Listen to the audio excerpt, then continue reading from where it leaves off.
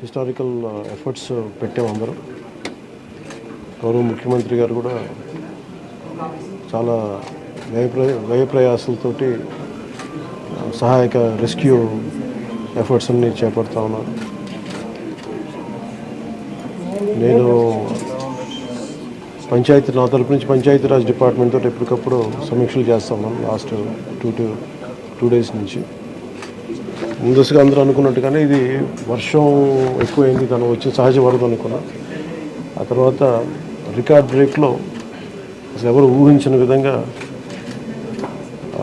గత 50 ఏళ్లలో ఎప్పుడు రానంతగా వరద నీరు చేరడం, ముఖ్యంగా తెలంగాణ నుంచి అక్కడ పడ్డ వర్షాలు, అక్కడ వాగులు ఇవన్నీ వచ్చి ఫైనల్ కన్వర్జింగ్ పాయింట్ బుడిమేరు మన వైపు రావటం, దానికి మనం విపరీతంగా నష్టపోవడం. అలాగే ముఖ్యంగా విజయవాడ ఎందుకు ఇంత గురైందని చూస్తే, ఇది ఇంత అవుట్లెట్ తీసుకోకపోవటం. బేసిక్గా గత ప్రభుత్వం చేసి ఉండాల్సింది, ఇవన్నీ కొంచెం దృష్టి పెట్టుండాల్సిందే, వాళ్ళు పెట్టలేకపోయారు. సో వాళ్ళు చేయలేకపోయినా కానీ భవిష్యత్తులో ఈ రోజున ఈ సహాయ కార్యక్రమాలతో పాటు భవిష్యత్తులో ఇలాంటి ఇంత అకస్మాత్తుగా ఇలా వచ్చి మనం ప్రజలు ఇంత నష్టపోకుండా ఉండాలంటే ఏం చేయాలి? ఖచ్చితంగా ఈ వరద నీరు తగ్గగానే, రిసీడ్ అవ్వగానే దీని మీద ఒక ప్రాపర్ ప్లానింగ్ తోటి ఈ వరద నీరు వెంటనే దీని అవుట్లెట్ కాలువలు ఉండేలాగా దాని మీద ఈ ఫ్లడ్ కెనాల్స్ని ఎలా ఏర్పాటు చేయాలనేది గౌరవ ముఖ్యమంత్రి గారితో కూడా దీన్ని చర్చిస్తాం. ఇందాక కూడా మాట్లాడుతూ ఉంటే ఇన్ఫర్మేషన్ ఏమంటే బుడమేరుకు సంబంధించి కొంత గత ప్రభుత్వం కంప్లీట్గా విస్మరించింది ఈ ప్రాజెక్ట్స్ని.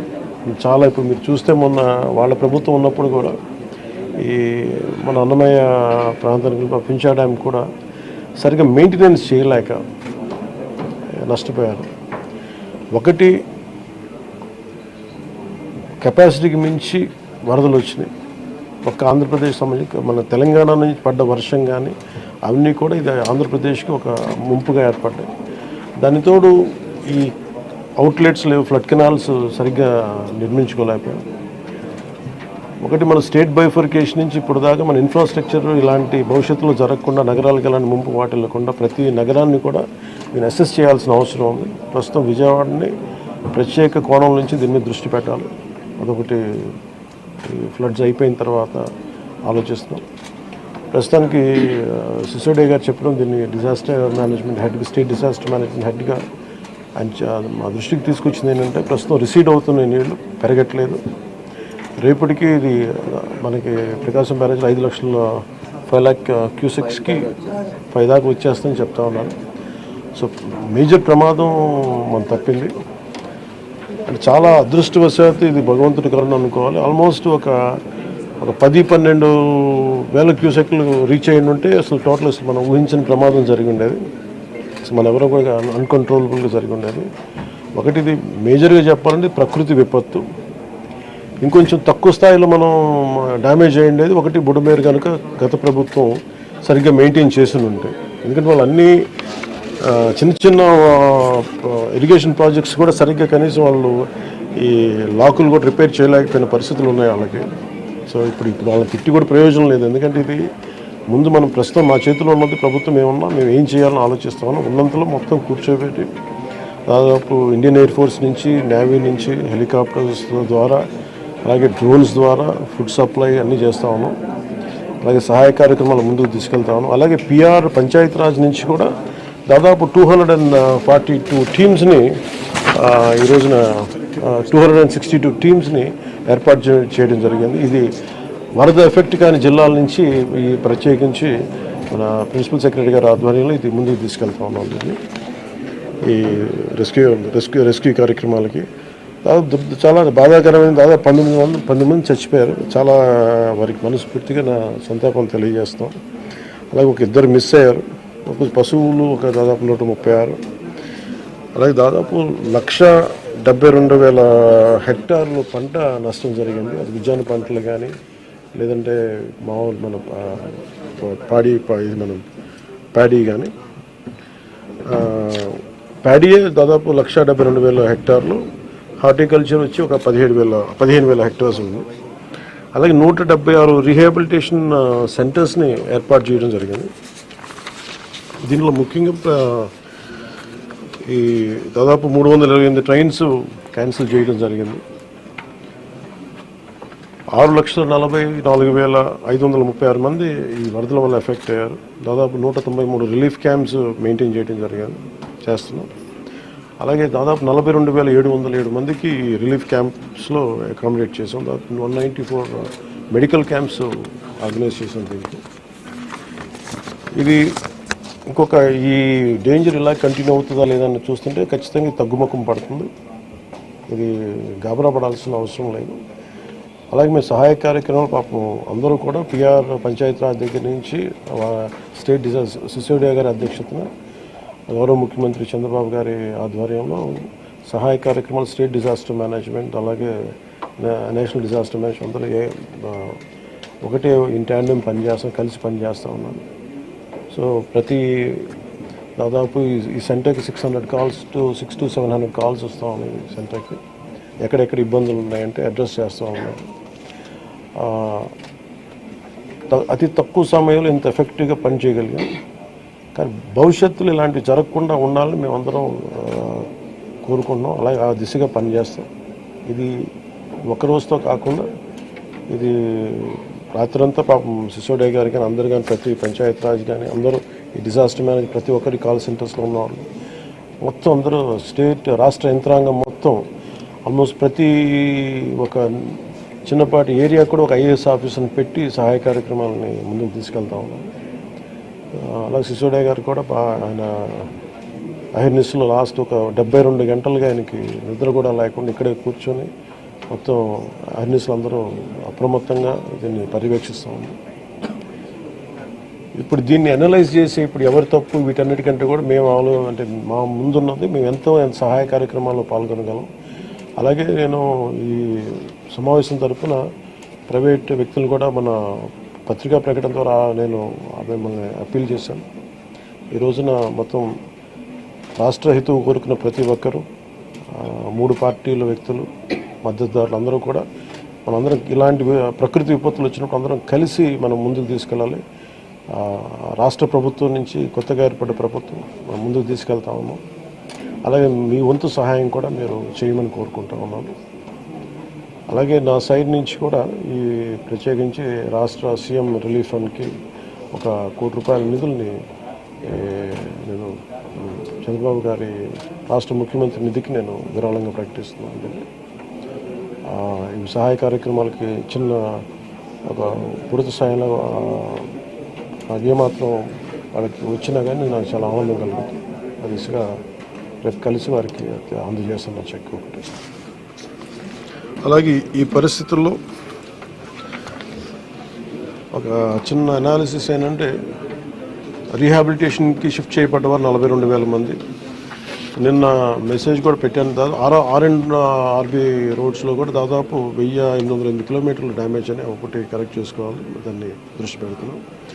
అలాగే 188 బోట్స్ యాక్షన్లో ఉన్నాయి, దాదాపు 5 హెలికాప్టర్స్. అలాగే గజేతగాళ్ళు దాదాపు 283 మంది సహాయ కార్యక్రమాలు పాల్గొన్నారు. దాదాపు 3 లక్షల ఫుడ్ ప్యాకెట్స్ సప్లై చేశాం.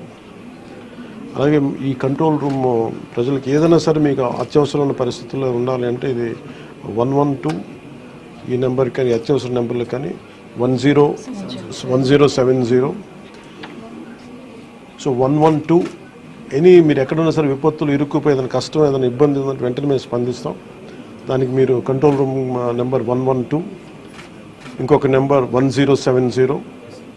ఇది కాకుండా 1800 4250 101. మళ్ళీ రిపీట్ చేస్తాను.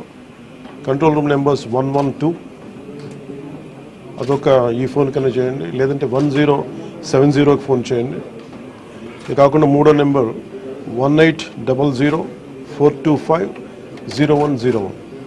మీరు ఈ కంట్రోల్ రూమ్కి చేసిన మీకు ఏ సహాయ కార్యక్రమం ఎక్కడున్న విపత్తులు మీరు ఇరుక్కుపోయినా కానీ మేము వెంటనే తక్షణంగా స్పందిస్తాం తెలియజేసుకుంటాం. అలాగే దాదాపు 80 కోట్ల రూపాయలని జిల్లాలకి ఈ రిలీఫ్ అండ్ రీహాబిలిటేషన్కి విడుదల చేయడం జరిగింది. అలాగే ప్రతి ఒక్కరూ కూడా ప్రభుత్వం అభివృద్ధిని కాంక్షించే ప్రతి ఒక్కరూ కూడా నేను ఇదే కోరుకున్నా. ఈ ప్రకృతి విపత్తు సమయంలో ఇది నిందల కంటే కూడా ప్రజలకు మనం ఎలా చేయాలనే దృష్టిలో పెడతాం. భవిష్యత్తులో ఇలాంటి జరగకుండా ఉండాలంటే ఎలాంటి చర్యలు తీసుకోవాలని మేము క్యాబినెట్లో చర్చించి గౌరవ ముఖ్యమంత్రి గారి దృష్టికి తీసుకెళ్ళి దీనికి ఒక ప్రతి సిటీకి ఒక మాస్టర్ ప్లాన్ తయారు చేయాలి. ఫ్లడ్ మేనేజ్మెంట్కి ఒక మాస్టర్ ప్లాన్ ఉండాలి. అందుకని ఆ దృష్టిలో పెడతాం భవిష్యత్తులో. Thank you. అంటే ఇది ముందు రోజే అనుకున్నాను. యాక్చువల్గా ఇది మా దృష్టికి ఏంటంటే ముందు 1వ తారీఖు అనుకున్నప్పుడు అందరూ ఏమన్నారంటే మీరు వస్తే ఇది మాకు ఈ రిలీఫ్ ఆపరేషన్స్కి ఇబ్బంది అయిపోద్ది, మాకు దయచేసి మీరు ఈ రిలీఫ్ ఆపరేషన్ మీరు అడ్డం అయిపోతారని చెప్పేసి వారి సూచన మేరకు నేను ఆగిపోవాల్సి వచ్చింది. ఇప్పుడు కూడా ఒకసారి వాళ్ళ నిర్ణయం తీసుకొని వాళ్ళు టేక్ కాల్ వెళ్తే అది సహాయపడాలి, కానీ మళ్ళీ ఇంకొక కేయాటిక్ మీకు తెలుసు. అందుకని దాన్ని దృష్టిలో పెట్టుకుని కొంచెం తటపాయిస్తున్నాను అంతే. సార్ 4 రోజులుగా పవన్ కళ్యాణ్ ఉప ముఖ్యమంత్రి రాలేదు, ఎక్కడ వెళ్ళని చెప్పి విపక్షాలు ఆరోపణ చేస్తున్నారు. బాధితులను పట్టించుకోలేదని చెప్పేసి ఆరోపిస్తున్నారు. సార్ ఏం చెప్తారు? ఫిజికల్గా మీకు కనిపించడం పద్ధతి అంటే వాళ్ళు ఏమనుకుంటారంటే నేను బోట్ వేసుకొని రెస్క్యూ చేయడం కుదరదు కదా, ఆ బాధ్యతలు లేకుండా ఎందుకు ఉంటాం. అది ఏంటంటే అనాలి కాబట్టి అంటమే తప్ప ఎంటైర్ మీరు చూస్తే మా పిఆర్ మెషినరీ, మన పిఆర్ పంచాయతీరాజ్ మెషినరీ మొత్తం ఎంటైర్ వర్క్ చేస్తాం మా సైడ్ నుంచి. అంటే అట్లేం కాదు సార్, ధైర్యం చెప్పడానికి కూడా రాలేదని చెప్పేసి వాళ్ళు ఆరోపణ చేస్తున్నారు కదా,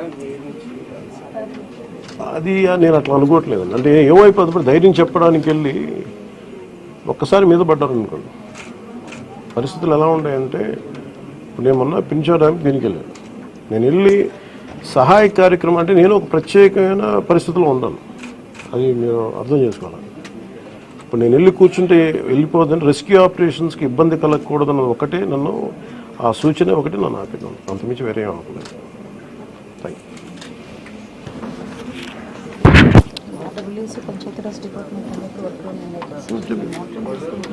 అలాగే నిన్నే చెప్పాను అంటే పంచాయతీరాజ్ కానీ, రూరల్ వాటర్ సప్లై కానీ, ఇంజనీరింగ్ డిపార్ట్మెంట్ కానీ ఇవి కన్సిస్టెంట్గా పనిచేస్తున్నాయి in tandem with rescue operations. So దాన్ని కూడా మీరు దృష్టిలో పెట్టారు. సార్ హైదరాబాద్ తరహాలో ఇక్కడ చెరువులు అవన్నీ కబ్జాలు అవుతున్నాయి కదా, వాటి విషయంగా ఏమైనా మీ గవర్నమెంట్ దృష్టి పెట్టింది? ఇప్పుడు ఇది సక్సెసివ్గా ఇప్పుడు మనం అంటే దీంట్లో ఒక ఇది ప్రతి ప్రభుత్వం తీసుకోవాల్సిన బాధ్యత ఇది. ఇప్పుడు దీంట్లో ఆల్రెడీ చెరువుల్లో కొంచెం నాలాల్లో కట్టేసినవి ఉంటాయి. అసలు ముందస్తుగా వ్యవస్థలు కనుక చాలా బలంగా పనిచేస్తుందంటే పర్మిషన్స్ లేకుండా ఎప్పటికప్పుడు అది ఒక విచిత్రమైన పరిస్థితుల్లో అందరం వదిలేస్తాం, నీళ్ళు రావట్లేదని. ఎఫ్టీఎల్లో ఇప్పుడు మన హైదరాబాద్లో కూడా చూస్తున్నాం కదా, ఫుల్ ట్యాంక్ లెవెల్లో ఉన్న చోట్ల రావులని చెప్పి లాస్ట్ 20 yearsలో రాలేదని చెప్పి ఇల్లు కట్టేశారు. ఎప్పుడో సరదాగా అది ఎప్పుడు ఈ జలవనరుల శాఖ ఎప్పటికప్పుడు ఇది కట్టద్దు, పర్మిషన్స్ ఇవ్వద్దని అంటుంది మళ్ళీ. కానీ దాన్ని స్థానిక మున్సిపాలిటీలు కావచ్చు, కార్పొరేషన్స్ కావచ్చు ఇచ్చేసిన పరిస్థితుల్లో మీరు హైదరాబాద్ చూస్తున్నారు. మనకు కూడా అలాంటి పరిస్థితులు ఉన్నాయి. ఇది సక్సెసివ్గా జరుగుతూ ఉండింది. దీన్ని ఎట్లా అడ్రస్ చేయాలనేది ఇది ఒక సోషల్ ఇష్యూ కూడా అవుతుంది. సో దీన్ని ఎలా చేయాలి కొంత ఎడ్యుకేట్ చేసి, కొంత అవగాహన తీసుకొచ్చి, ఒక ప్రత్యామ్నాయం కల్పించి దీన్ని ఖచ్చితంగా అడ్రస్ చేయాలి, భవిష్యత్తులో ఖచ్చితంగా అడ్రస్ చేయాలి.